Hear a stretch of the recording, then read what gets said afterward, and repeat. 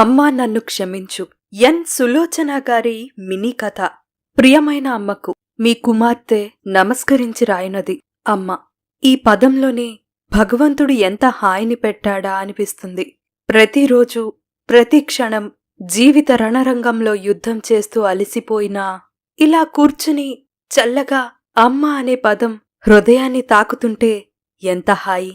కేవలం నాదే అయినా నా మనసుకు సంబంధించినదే కనుక దానికి ఎవరి అభ్యంతరాలు ఆటంకాలు ఉండవు. కనుక గుండెల్లో ఎంత శాంతి, ఎంత మనశ్శాంతి. భగవంతుడు ప్రతి మనిషికి మంచి అమ్మనిచ్చాడు. కాని మనుష్యులు మాత్రం పూర్వం నుండి ఒకే చెత్త సిద్ధాంతాన్ని, సాంప్రదాయాన్ని అమల్లో ఉంచుతున్నారు.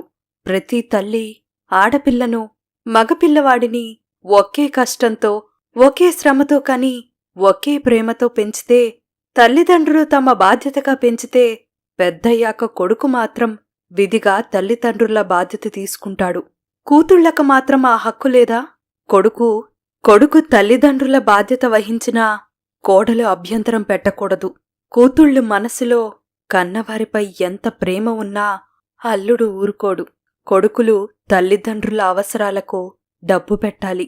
కాని కూతుళ్ళు కన్న తల్లిదండ్రులను తిరిగి చూడకూడదు. కొడుకులు తల్లిదండ్రులను తమ దగ్గర ఉంచుకొని వారి పోషణాభారం వహించాలి. అది తరతరాల నుండి అన్ని జాతుల వారిలోనూ, అన్ని మతాల వారిలోనూ నియమం. భార్యలకు ఇష్టమున్నా లేకపోయినా ఈ సాంప్రదాయాన్ని కాదనే హక్కు లేదు. కూతురు తల్లిదండ్రులకు డబ్బు ఇవ్వకూడదు. తాను స్వయంగా సంపాదిస్తున్నా ఇవ్వకూడదనేది నియమం. వారిని తన దగ్గర ఉంచి పోషించే హక్కు భర్త ఇవ్వడు. ఈ విషయంలో సమాజమంతా అతనినే సమర్థిస్తుంది. ఎందుకయ్యా ఈ తారతమ్యం? చిన్నతనంలో ఒక్క క్షణం కూడా అమ్మని వదలని కూతురు తల్లికి పూర్తిగా దూరమైపోతుంది. ఇదెంత అన్యాయం!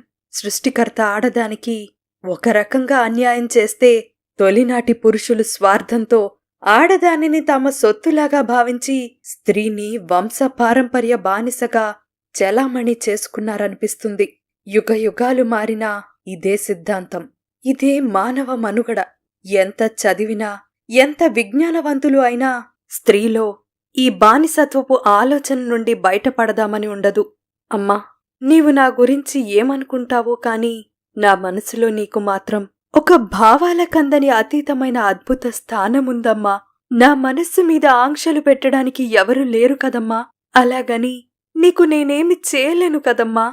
కనీసం ఒక్క పండు అయినా కొనిపెట్టలేను కదమ్మా. నన్ను క్షమించమ్మా. ప్రేమతో నీ కుమార్తె. కనిష్క కబుర్లని సబ్స్క్రైబ్ చేసుకోండి. చాలా మంది వీడియోస్ చూస్తున్నారండి, కానీ సబ్స్క్రైబ్ చేసుకోవడం మర్చిపోతున్నారు. తప్పకుండా సబ్స్క్రైబ్ చేసుకుని లైక్ చేయండి, షేర్ చేయండి, కామెంట్ చేయండి.